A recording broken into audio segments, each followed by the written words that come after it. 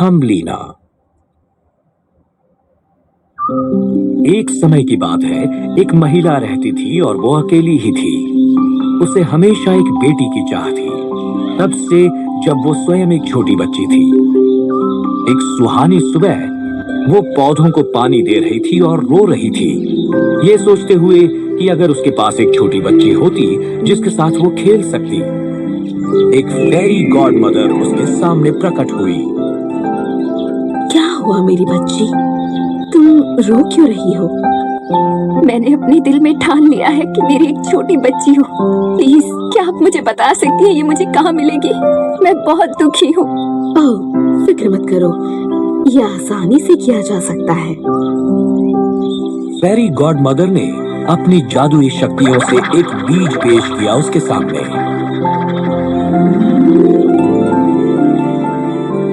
मेरी प्यारी बच्ची, तुमने देखा, ये कोई साधारण बीज नहीं है जो खेतों में उगता है। इस बीज को चाहिए बहुत सारा प्यार और अपनापन। इसे एक गमले में लगा दो और देखो क्या होता है। और याद रखना, इसे खूब सारा धूप देना। ओह धन्यवाद परी माँ, आप कितनी उदार हैं। उसने वो बीज एक गमले में बो दिया और उस गमले को खिड़की पर रख दिया ताकि उसे काफी धूप मिल सके। वो जल्दी उगकर एक बढ़िया सा बड़ा फूल बन गया जो काफी हद तक टुलिप जैसा ही लगता था। उस औरत ने उसे प्रेम से पोषण दिया और हर दिन उसे सींचा। एक दिन उसने धीरे से उसकी अधखुली पंखुड़ियों को चूमा और जैसे जादू हो गया, वो फूल पूरी तरह खिल गया और अंदर बैठी थी एक नाजुक और सौम्य छोटी सी लड़की। ये मेरी बच्ची है, मेरी बेटी। मैं इसे थम्बलीना बुलाऊंगी। वो मेरे अंगूठे के आकार से ज्यादा बड़ी नहीं। मैं तुम्हारी माँ हूँ मेरी बच्ची, और तुम्हारा नाम है थम्बलीना। उस फूल ने उसे एक छोटी बच्ची दी थी जिसका वो सपना देखा करती थी। उसके पास अखरोट का खोल था जो उसके लिए पालने का काम करता था, बैंगनी पंखुड़ियां उसका गद्दा, और उसने गुलाब की पंखुड़ी अपने कंबल के रूप में खींच ली। दिन में वो ट्यूलिप की पंखुड़ी की कश्ती में खेला करती जो पानी की एक प्लेट में तैरती थी, और वो स्वयं चप्पू चलाती, इस किनारे से उस किनारे जाती। वो 2 चप्पू सफेद घोड़े के बाल से बने हुए थे। ये सचमुच बहुत ही प्यारा नजारा था। एक रात वो अपने अखरोट के पालने में गहरी नींद में सो रही थी। तभी खिड़की के शीशे के छेद से एक बड़ी मेंढकी आ धमकी। ये कितनी सुंदर है। ये सचमुच मेरे प्यारे बेटे के लिए सही दुल्हन होगी। और उसने वो अखरोट का खोल उठा लिया जिसमें छोटी सी लड़की सोई हुई थी, और थम्बलीना को उसने पानी में एक कमल के पत्ते पर रख दिया, तालाब के बीचों बीच। हमने उसे कमल के पत्ते पर रख दिया है। वो अब कभी भी हमसे बचकर नहीं भाग सकेगी।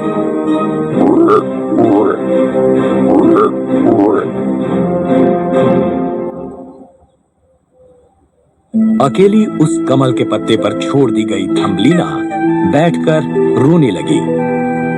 वो मेंढकी के उस भद्दे बेटे को अपना पति नहीं बनाना चाहती थी।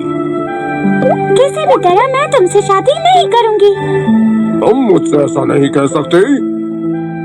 दूसरी ओर थम्बलीना की माँ ने उसे घर के हर कोने में ढूंढने की कोशिश की, पर वो उसे ढूंढ न सकी। वहां मछलियों का एक झुंड था जो पानी में उसके नीचे तैरती थी। उन्होंने मेंढकों को देखा था और उनकी बातचीत सुनी थी। उन्हें बहुत बुरा लगा और उन्होंने उसकी मदद करने की ठानी। इस बीच मेंढकी और उसका बेटा विवाह की तैयारियों में व्यस्त थे। मछलियां हर तने के गिर्द इकट्ठी हो गई और उसे कुतरने लगी अपने दांतों से।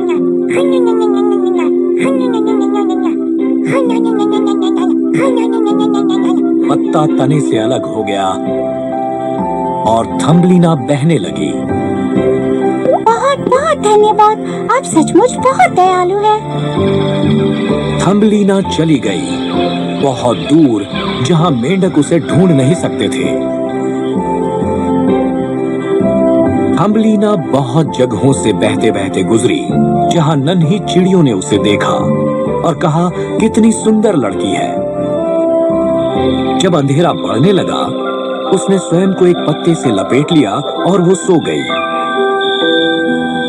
पर अगली सुबह वो एक ऐसी जगह उठी जहां सूरज पानी पर अपनी किरणें फेंक रहा था और वो सोने की तरह चमक रही थी। वो झरने के अंत की तरफ बढ़ रही थी कि तभी एक बड़ा सा टिड्डा ऊपर से उड़कर आया। ओह, ये तो कितनी खूबसूरत लड़की है, मुझे इसे बचाना ही होगा। तुरंत ही उसने अपने पंजे उसके इर्द गिर्द फैलाए और उसे दूर ले गया एक दूसरे स्थान पर। आप मुझे कहाँ ले जा रहे हैं श्रीमान? मैं तुम्हें अपने घर ले जा रहा हूँ। कुछ देर बाद जब वो टिड्डे के घर पहुंचे, वो सारे टिड्डे जो उस पेड़ पर रहते थे देखने आए कि कौन आया है। दोस्तों, इस खूबसूरत लड़की को तो देखो, मैं इससे शादी करने वाला हूँ। उसकी केवल 2 ही टांगे हैं, कितनी भद्दी लग रही है ये। देखो, इसके 2 हाथ भी हैं। कितनी शर्म की बात है, वो बिल्कुल एक इंसान के जैसी लग रही है। कितनी बदसूरत है वो। मिस्टर बग उनके साथ सहमत हो गया और अंत में वो उसे छोड़ आया किसी घने जंगल में। सर्दियां शुरू हो गई, बर्फ पड़ने लगी और बेचारी लड़की ठंड में ठिठुरने लगी। ये उसके लिए भयंकर सर्दी का वातावरण था। वो चलती गई, खाना और पनाह ढूंढती हुई। जल्दी ही वो एक छोटे से कॉटेज की तरफ पहुंची। उसने कॉटेज के बड़े से दरवाजे पर पहुंचकर दरवाजा खटखटाया। बाहर आया एक खेत का चूहा जो उस कॉटेज में रहता था। कौन हो तुम, नन्ही सी बच्ची? मैं जंगल में खो गई हूँ। मुझे बहुत ठंड लग रही है और मेरे पास खाने के लिए भी कुछ नहीं। क्या आप मेरी मदद कर सकती हैं? मैं यहाँ अकेली रहती हूँ। तुम मेरे घर आ सकती हो और मेरे साथ खाना खा सकती हो। तुम्हें गर्मी महसूस होगी, पर उससे पहले क्या तुम अपना नाम बताओगी? मैं थम्बलीना हूँ। थम्बलीना अंदर गई और कॉटेज गर्म और आरामदेह था, जहाँ पूरा स्टोर रूम अनाज से भरा पड़ा था और वहाँ एक किचन भी था पेंट्री के साथ। धन्यवाद मुझे खाना और रहने के लिए जगह देने के लिए। तुम पूरी सर्दियाँ मेरे साथ रह सकती हो। मिसेस माउस, आप बहुत दयालु हैं। वो चूहिया थम्बलीना की सुंदरता से इतनी प्रभावित थी कि वो चाहती थी कि वो हमेशा उसके साथ रहे। आज वीकेंड है और आज हमारे यहाँ मेहमान आएंगे। हर हफ्ते एक बार मेरे पड़ोसी मुझसे मिलने आते हैं। जल्दी ही घंटी बजी और वहाँ खड़ा था एक छछूंदर। वो उनसे मिलने आया अपने काले मखमली कोट में। छछूंदर ने उसकी आवाज सुनी और वो उसकी मधुर आवाज का दीवाना हो गया। उसने उससे विवाह करने का फैसला किया तो वो चूहिया के पास गया और कहने लगा, मैं तुम्हें अपनी सारी धन दौलत और मेरा खाना दे दूंगा, अगर तुम मुझे इस लड़की से शादी करवा दो तो। चूहिया उस अमीर छछूंदर को ना नहीं कह सकती थी। ठीक है, तो मैं तैयारियां शुरू कर देता हूँ। हाँ, थम्बलीना छछूंदर से शादी नहीं करना चाहती थी, तो अगली सुबह उसने भाग जाने का फैसला किया। जब वो जंगलों में भटक रही थी, उसे एक घायल पक्षी मिला जो जंगल में पड़ा था। बेचारा पक्षी, वो जरूर ठंड में मर गया होगा। और वो नजदीक गई। उसने देखा कि पक्षी जीवित था, वो बस घायल हो गया था। तुम ठीक हो पक्षी? ओ नहीं, ये तो जख्मी है। थम्बलीना ने नन्हे पक्षी की मदद करने का फैसला किया और कुछ पट्टियां और दवा लाई उस पक्षी के लिए। फिक्र मत करो पक्षी, तुम ठीक हो जाओगे।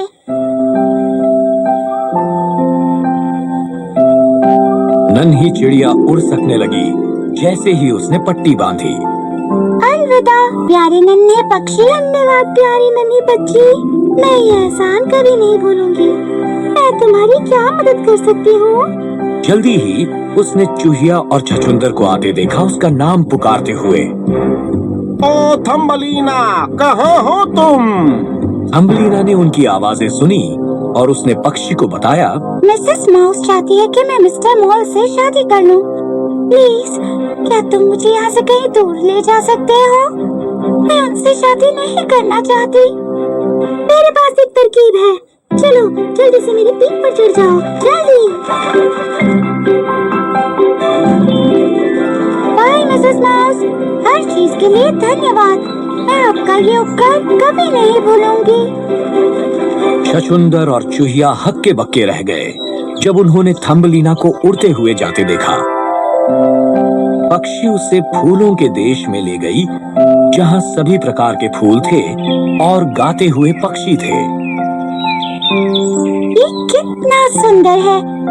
ये क्या कहलाता है? इसे कहते हैं फूलों का देश। और अब मुझे जाना होगा। धन्यवाद प्यारे पक्षी, आप सबसे अच्छे हैं।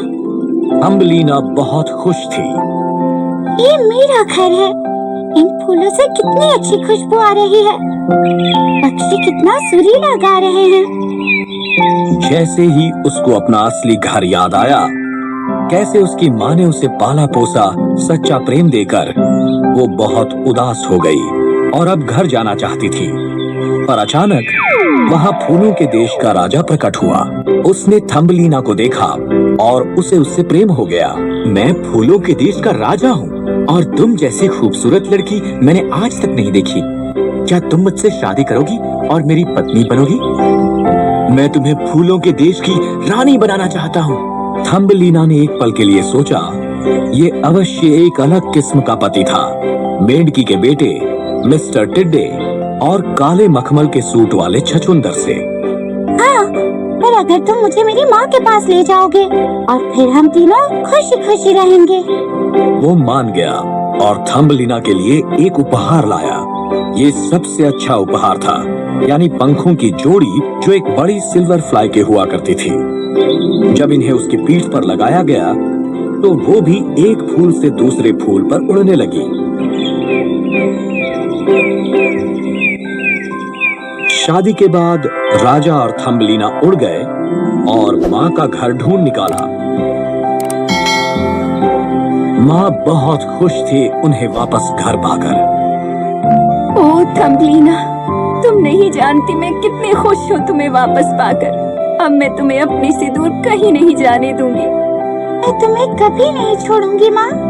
माँ ने दोनों का स्वागत किया और वो राजी खुशी रहने लगे।